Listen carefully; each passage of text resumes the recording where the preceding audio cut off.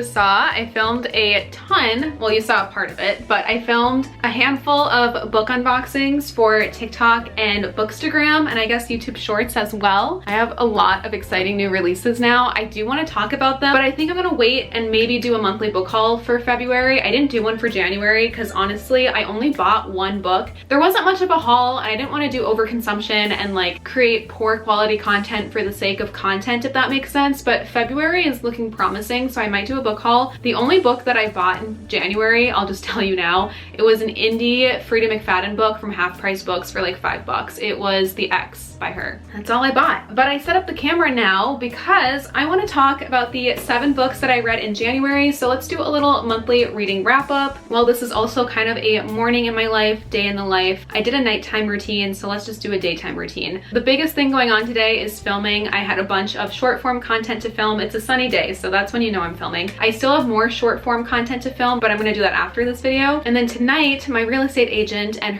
my mortgage team is having a client party, so I think I'm gonna go to that as well, which will be very exciting. I am so excited though about the books I just opened. As you saw, I'm sure I'll include a clip of it. I got a copy of Elsie Silver's new arc for Fever Dream with Atria Publishing. I'm so curious what happened because she was with Bloom and now her new series is with Atria, so I'm wondering if it's going to be like a very different vibe or why she switched. I don't know that side of the publishing industry and why someone might do that. So Atria sent me a copy of her arc and I'm just so giggly over it. Okay, anyway, January was such a great reading month, so let's just talk about these. I had 2 5-star reads, technically 1 Infinity Star read, a new auto by author, and a wide range of genres here, so I think there's a little bit of something for everyone. The first book that I read in January started the year off with such a bang. Like, this was such an amazing book to start the year off with.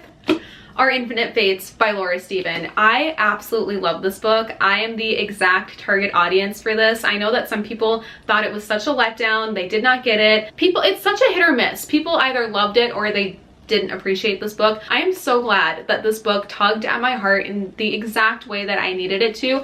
I am the biggest fan of books with this plot, books where, you know, you'll love this one person in every single lifetime. Your soul will find each other over and over again. It was beautiful. I love the sprinkle of history because you get to see them throughout different lifetimes. I love the details about like when the main character might be really drawn to something in one life, it's because her past self in a different life was also like drawn to that. It's so cool, like things like that. Oh my gosh, I ended up taking notes on the timelines because you do bounce between a lot of different lives. You're going from the Ottoman Empire to Norway to the Dutch Indies to US to the Civil War to Greece. Like, it's so fun. This is going to be one of my favorite books of all time. I love this book. I will love this book. I have loved this book, and I really hope that this is how it is because I need that sense of hope that like no matter what, I don't know, I will literally cry if I talk about it too much, but I love it. If you have any other books with similar vibes to this, please let me know because I want to read all of them. I know Addie LaRue has been said to be very similar, so I want to read that one soon too, but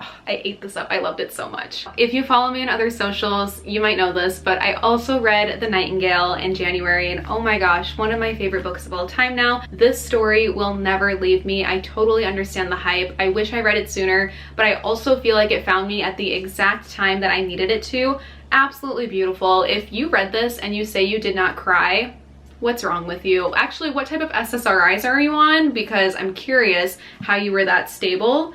I was a mess. I was sobbing hysterically. If I think about this too much, I will start to cry again, and I cannot wait for the movie to absolutely destroy me. This is one of those rare books too where I feel like you forget it's fictional, maybe because it is historical fiction, but the characters felt so real. Their lives felt so at stake and so real to me, and I cared so much. And it takes such a skill, I think, to make a reader care so much about what you've written and the lives that you've written when they're not even real people. I've also never attacked a book this much. Like, I've never annotated it this much, highlighted, tabbed, written. Like, every single word in this book felt important. Real quick, here's my annotating code. Everything is very intentional here. And I mentioned this in one of my reading updates, but I was tabbing potential foreshadow in the beginning because I had a feeling that I knew what was going to happen with one of these characters, and I just want to say on the record that I was right. Unfortunately, I was right. Her fate was written from the start of this book. Oh, I loved it. I loved it so much. Okay, which Kristen Hanna book do I read next to get the same feeling that The Nightingale gave me? I've read a lot of her backlist books and they just do not hit the way that this hit. This was like a drug. So I'm thinking The Four Winds, The Great Alone, or The Women. Which one do you think will destroy me the way that The Nightingale did? Let me know. 5 stars, if I did not say that already. The arc that I read for January was Mary Kubica's It's Not Her. This came out in February, and I highly recommend. I rated this thriller 4.5 stars, which is very, very high for a thriller. This was my first Mary Kubica book, and now she's an auto-buy author. I love the way that she writes thrillers because she writes with intention. I hate when a thriller has unnecessary details, things that you think might be important, but then don't get mentioned again and are not part of the plot. Everything she brings up is intentional. It's part of the plot. And I like that because I'm a very active reader and I pay attention to detail. So when it gets brought up later, or when I'm starting to put the pieces together and I'm like, oh my gosh, she said that, this and this and this, like it makes sense. This is also one of those books where you might think you'll read a chapter before bed and pick it up tomorrow and you'll read it in one sitting. I read this in under 24 hours. She's so good at ending chapters on such a cliffhanger, and they're short chapters too, so you fly through this. Amazing execution, so well done. I totally get the hype now. Like, I am gonna read all of her other books. There's something else I wanted to say too. Oh, I did have a feeling about part of the twist, and I was correct about that, but it was the only tiny detail of the twist that I was accurate and right for, so I do like that as well, because the worst thing in a thriller is when you can predict it. I did not predict this book. It was so fun. Again, such a great arc to start the year off with.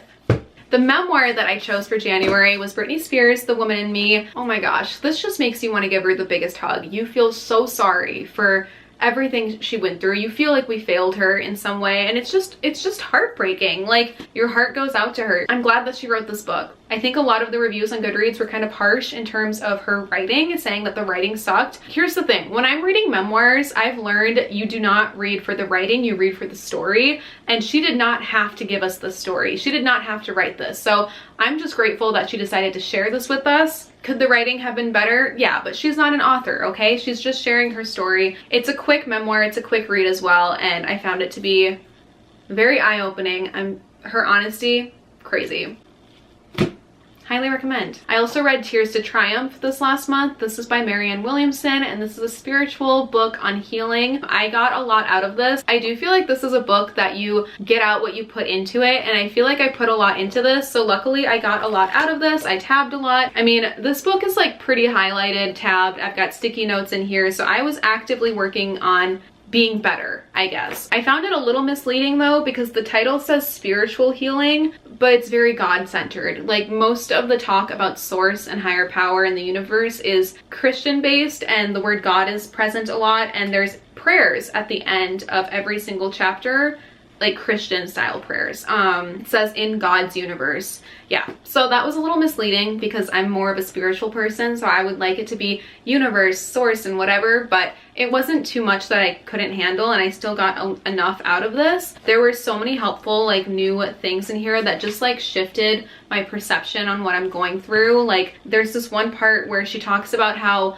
a relationship never ends, it simply changes form. So when one goes through grief, loss, a divorce, that relationship doesn't come to an end, it simply changes. And I found that to be so helpful for me personally, and reminded me of, like, the concept of energy, how energy never dies. It just helped me understand that my relationship did not end, it just changed form. Like, the love never ends.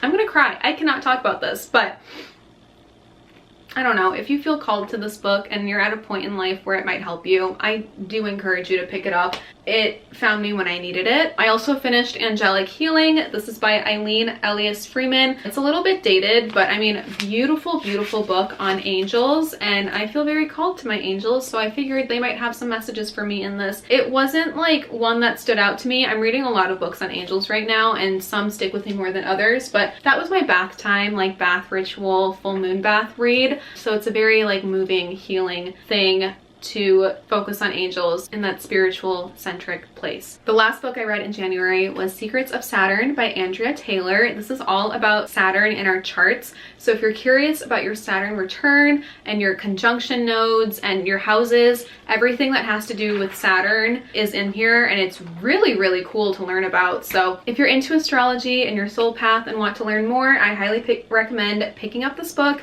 I will link all of these down below. There's a list. I have a list of all the books I've ever read, for the most part in chronological order going backwards, along with so many other lists. So all of these can be found there if any caught your eye. That was January, so overall a pretty good reading month, but I do feel like I am back on my game now for like my momentum of how I used to be as a reader. Let's see, it's February and this started in October. So it took me 6 months to get back to where I was, which I can't believe it's been that long already. It doesn't feel that long, but I guess I'll just mention this now because it's right here in the sunroom with me, but I am reading Jamie Lynn's memoir next for February. Little spoiler alert for February's reading wrap up, because Brittany mentions how Jamie Lynn put out this memoir and like said a lot of stuff that she didn't know that she was going to write about, and it like hurt her. This has like a 2-star average rating on Goodreads too. I'm lurking. I'm reading it to see like what she wrote that hurt Brittany. Yeah, I don't know. I don't want to like make any assumptions on anyone's memoir, but I am reading that right now because it just made sense to read after reading Brittany's. But I've already read like 5 books in February, so we're off to a fantastic start, and I cannot wait to share what I've read in the next reading wrap up. But it's already like dipping into the afternoon, and I have a handful of short form content I need to still film. I'm gonna do a bunch of tarot readings for my angelic pages, and then we're gonna get ready and go to my real estate agent's party, which will be very, very fun.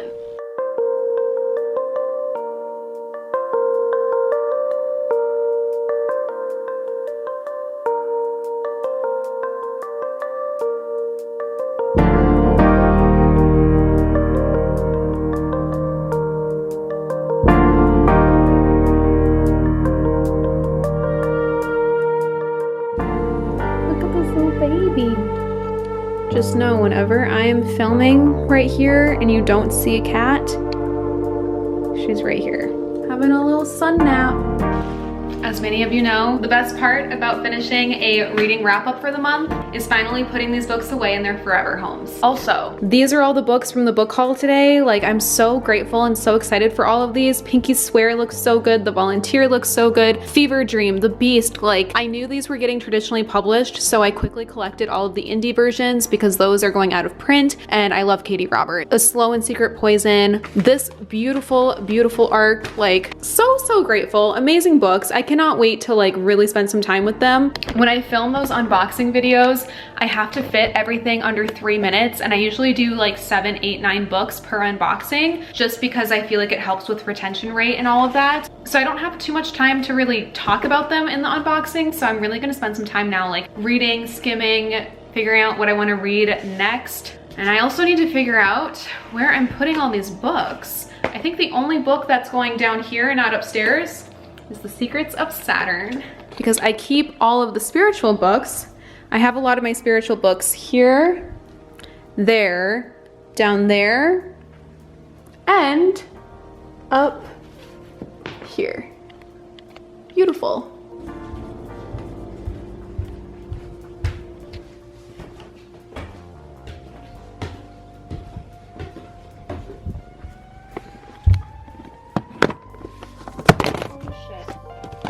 Right on the camera.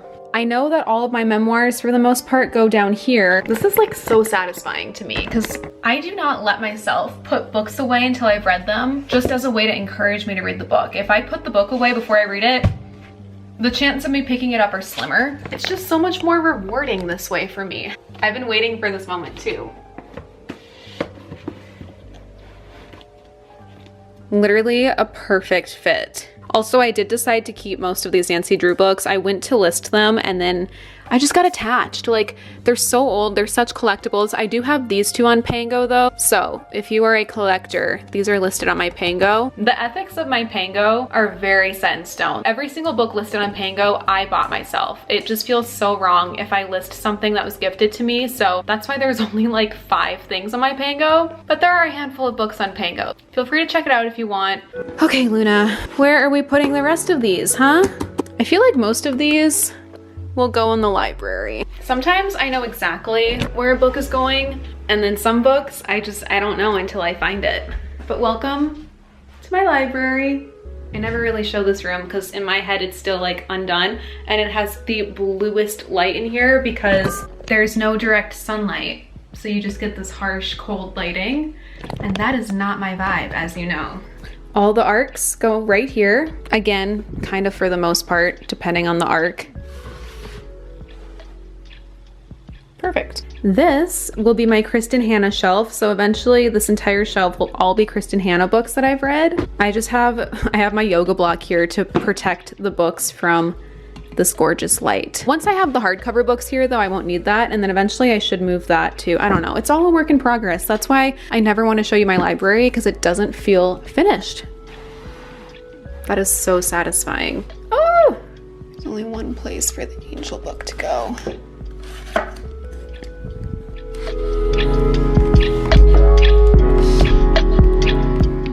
This is where I keep most of my other spiritual, witchy, little bit of memoir books. I don't know, it makes sense in my head. This is going with the self-help books on the bookshelf in my room. I just don't know where our Infinite Fates belongs. I do feel like it should be on this shelf because I do have some like, it's got like my fairy, it's got the gold foiling, like it does kind of feel like it fits this vibe. And this is where I want to put like books that I love. Or do I want it like somewhere else? Because I could put it on the stairs, it would be more visible. I could put it on the stairs. That's where I have most of my Elsie Silver books and Evelyn Hugo, because I feel like it's a conversation starter. Like when people are walking up and down the stairs, they see the Evelyn Hugo books, they see like, these are like big books to me, right? So like, but I would have to put it like on one of these shelves, and I just don't know. By itself, I just don't know if it would look good.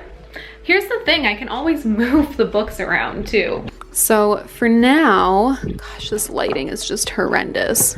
For now, I feel like it belongs on this top shelf. Beautiful.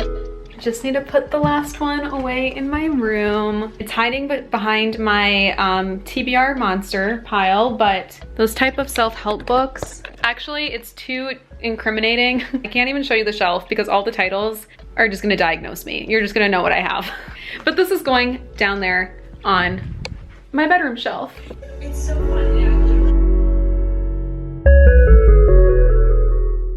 I have to leave quickly for this client party. Quickly wanted to make food so I wasn't going on an empty stomach because I will probably have a beer or two. I made, oh, there's my reminder that I have to go soon. I made such an easy vegan little veggie sandwich with vegan tzatziki sauce, and it's so good. I'm gonna eat this quick and then head out. Since it hit the 40s today and the sun was out, I no longer feel like I need to wear a winter jacket, which is a very Minnesota thing to do. So I'm just in this oversized Italian vintage sweater. Very, very casual, but like cute casual. The purse really adds. It's basically just a client appreciation annual party, but I usually go. I go when I can. I'm excited to see everyone. I'm probably gonna leave the camera here and we'll check in when I get back.